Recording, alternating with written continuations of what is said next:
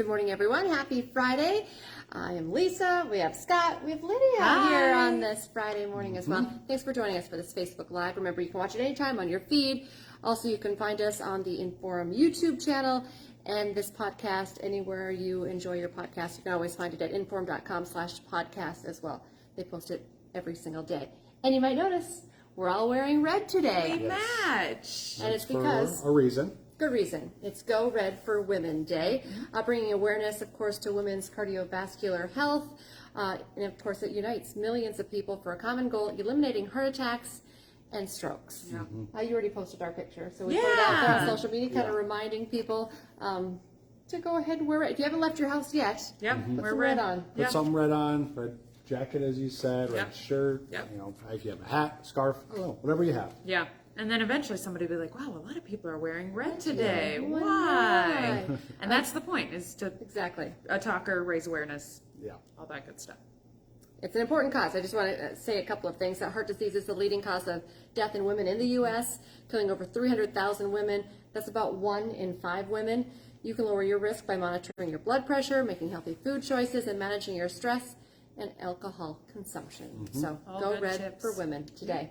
And we mentioned you should layer up in your red today because it is cold. We're going in the right direction, but right now we're sitting. We are baby stepping in the right direction. Right now it's about -9, so still cold. But at midnight last night, so about 8 hours ago, we were down to -20. So, I mean, we are moving in the right direction. It's just when you start off at -20, it's going to take a while before it really feels better.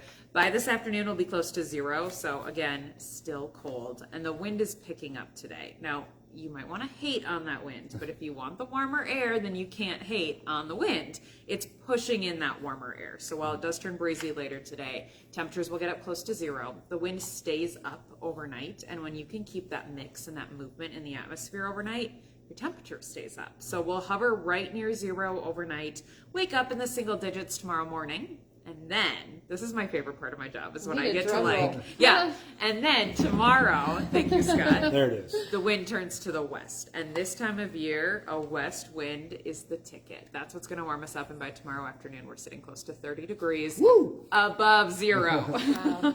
That's huge from like midnight last night to the highs tomorrow. Yeah, say 36 hours, midnight last night to tomorrow afternoon, right? Yeah. Ish, 36 to 48 hours.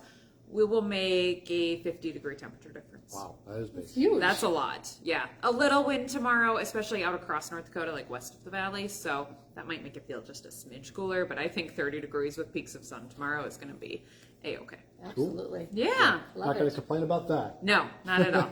All right. Thank you, Lydia. Thanks, Lydia. All right, we're talking about tomorrow, the weather getting nicer. Also happening tomorrow, Monster Jam is returning. That's why Dillon's not here right now, because he's at the Fargodome. Yep, he was at the Fargodome this morning talking with a couple of the drivers, which was fun to get a chance to hear from them. He talked with the driver of Earthshaker and Megalodon. He said he was going to shake things up. Yes, and so it was fun to hear from them, see the trucks, and it kind of just got me excited for the show. You got tickets. Yes, I'm going to the show on Saturday evening at 7 o'clock. I'm going with some friends, so I'm excited to do that. It's going to be fun to see the trucks in the Fargodome. They were pretty excited about the venue. They said a lot of times they perform in like a hockey-sized rink, but this is a full-size football field floor, so they're going to get out there and make some chaos with the trucks, which is what we want. So I love it. Good stuff. Okay. And you can still get tickets either at the door, at the box office, or you can get them online. So if you want to go, there's still definitely tickets available. Okay, let's jump into some of our other news headlines. This is a story that WDAY has been tracking for you. Right now, an investigation by the Fargodome Catholic Diocese has led to the arrest of a Catholic priest on suspicion of committing sexual exploitation by a therapist. Police arrested 48-year-old Neil Pfeiffer in Rugby. He's now in the Pierce County Jail.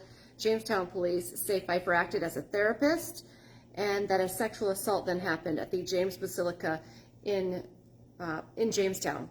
And we have reported in the past here on WDAY that Pfeiffer was under investigation by the Fargo Catholic Diocese. We reported that a couple weeks ago on reports of inappropriate conduct with adults. Since then, the diocese had removed Pfeiffer from the Basilica in Jamestown, 2 other churches as well, St. Margaret Mary's in Buchanan, St. Matthias in Windsor. But police say they actually believe there may be even more criminal acts that may have happened in other parts of the state. So, of course, here at WDAY, we're continuing to work on this story to find out where that may have happened and if more charges are possible as well. Yeah, we're going to stay covering that, so stick with us for updates on that story. All right, today, a man who police say was dealing with suicidal thoughts when he barricaded himself into his parents' home and fired a bullet into the ceiling. He's going to be appearing in court for the first time this morning. That is 23-year-old Patrick Opdahl is charged with reckless endangerment and terrorizing. You'll recall it was a 6-hour standoff with police. Police say that he barricaded himself inside that home. He threatened to hurt himself and his father. Eventually, his parents left the home. And then while Opdahl was still in the home, he posted a string of videos showing news articles about the police presence outside. It was live streaming on his computer, you could see in some videos. And he was appearing to be excited about it. Police said those videos were key factors actually in getting him to surrender on his own, which they came to a peaceful resolution, thank goodness, in this whole thing. They also used those online presence and the videos to update the public about what was going on in real time. Eventually, Opdahl was arrested after being taken to a local health care facility to be evaluated. This story you may have read about on your Facebook feed. It really kind of went crazy, exploded on social media, and rightfully so. It's very disturbing. Right now, some North Dakota parents are concerned for their children after racial slurs were yelled at their children during a high school basketball game here in the state. It's actually all stemming from a varsity game in Jamestown against Bismarck High that happened just a couple of nights ago. Fans say they could hear people in the stands shouting terrible things, shouting monkey noises at a player who was black, mocking a Native American player, racist chants. Some pretty horrible things were coming out of the stands, and some of it recorded, and parents were sharing the video like this actually happened. Parents are saying they want and would expect a zero tolerance policy to be enforced when it comes to racism at games. And they're talking about it, and they're complaining, and they're not feeling like they're being heard, which is kind of why WDAY decided to do the story and share it and use a different platform. We did reach out to the State High School Athletics Association. At this point, they are saying that it's up to the individual high schools where it happens to investigate the situation. So we're going to continue to track this story, see if we can get more answers for those parents, for you at home who are thinking something needs to be done.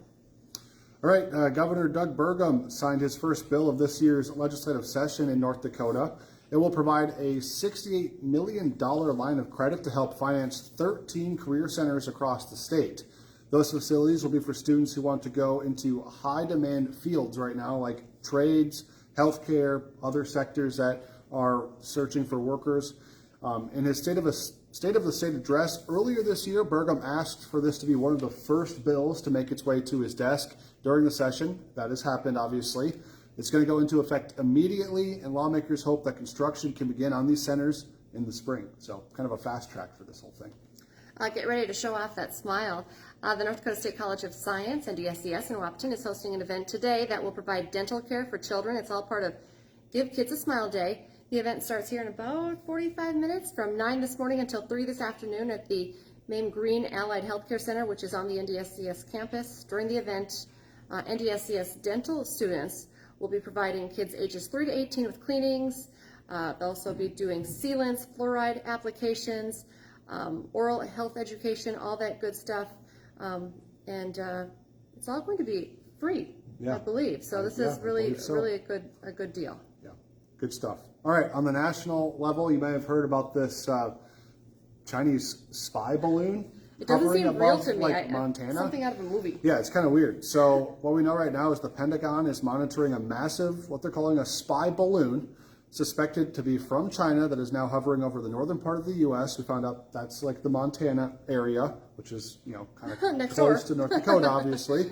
Right now, President Joe Biden has decided against shooting that balloon down, but he says that he's keeping all the options on the table. Also, the U.S. is working with Canada to monitor this thing and kind of just decide what the best route of action would be. And it's huge. I can't remember how big this is. Yeah, it's massive. I don't know exactly, but it's like huge. And when you look at it in the video that we've seen, it looks like the moon.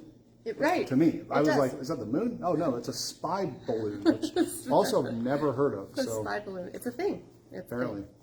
All right, another big story that we're very excited about. We've been talking about this really all week. The weekend is here. Former NDSU standout Cody Mauch, the offensive lineman with the beautiful red locks. He's going to be making his debut at the Senior Bowl He's been practicing all week in Alabama. The big game is tomorrow. And you kind of want to break down what is interesting to people. It's the positions, so, right? Of course, as we know, he was a tackle for the Bison, but at the Senior Bowl, they kind of, put players in different positions to see how they might do and succeed in different spots. So he's been pretty much practicing exclusively at left guard, and then actually a lot of experts in the NFL realm that are scouts or anything like that are kind of saying he could be a good NFL center. And Cody says that he's prepared to play all the positions. So he's been taking snaps at each and every offensive line position to prepare for what could be at the next level. And that just goes to show how smart he is as and well. It's not just about being a big, tough, strong guy. You have to be smart to be able to... And very versatile. And one of the weird things, too, is you say big, tough, strong guy. By NFL standards, the tackles are like massive, like 6'8", 340 pounds. So, moving him inside could potentially be that option because he's not quite that large. So we'll see what happens, and I'm excited to see where he goes in the draft. And the Senior Bowl is tomorrow at 1:30. Of course, our sports team will be covering this, so be sure to join us tomorrow for our 6 and 10 o'clock news. And, of course, I think today Dom's going to be talking about this as well. And Hot Mic with Dom Izzo is on from 9 to 11 on WDAY Extra, also InForum.com. He has great guests every day of the week on that show and breaking down the very latest. Do you think maybe he's still talking about Tom Brady? Probably. I mean, a lot of people are. I mean, I don't think it's 100% confirmed that he's not going to come back. I think people are still speculating that, is this real this time? We'll find out, I guess. Good Interesting. stuff. All right. Also, we got some deals going on for InForum.com. Just head over to our website. We have a couple different things going on. So just go check out the deals there. I know you can get a pretty cheap subscription to an all-access pass to InForum, both the print and the digital version. So just head on over there if you're interested. You get all the latest weather headlines or news headlines, sports headlines about Cody, which is where a lot of these in-depth articles are Our coming. Bison Zone is incredible. Yeah, So can't get enough of take that. advantage of that. Go and do that. And, of course, you can join us here for more newscasts. Our team's already, moving into the newsroom to work the final day here of the work week. At 11 o'clock, our next newscast, we'll be talking about maybe how it's a little bit warmer and that forecast tracking it into the weekend. So join us at 11 this morning for our next newscast, and then, of course, 4, 5, 6, 9, and 10 as well.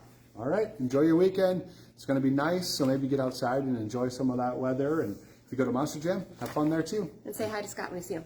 Have a good one. I'll be there.